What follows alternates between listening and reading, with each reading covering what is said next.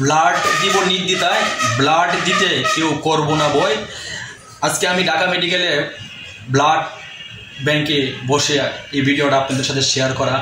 অনেক সময় অনেক রোগীরা ব্লাডের অভাবে অকালে মৃত্যুবরণ করে। সেই ব্লাডের জন্য অনেকেই অনেক ব্লাড গ্রুপ, অনেক বন্ধুবান্ধব, আত্মীয় স্বজনের সাথে পাগলের মতো তারা দিশাহারা হয়ে চেষ্টা করে ব্লাড কালেক্ট করার জন্য।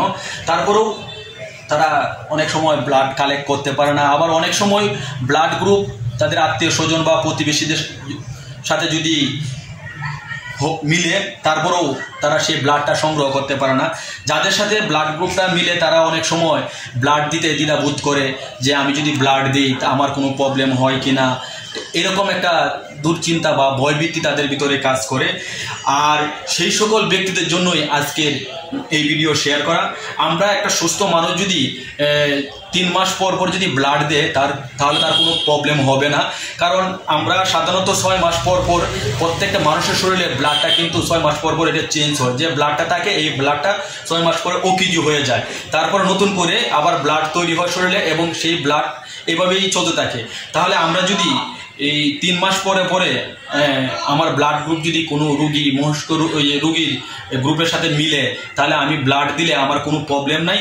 এরকম সবাই ব্লাড দিতে পারবে যারা সুস্থ এবং সুস্থ শরীর নিয়ে যারা আছে তারা দিতে পারবে। তো ওই ব্লাডের অভাবে আমরা সবাই সুস্থ মানুষ থাকার পরেও কেন ব্লাডের অভাবে অকালেই লোক মারা যায়। এর জন্য সবাই সবার জায়গা থেকে আসুন আমরা এগিয়ে আসি।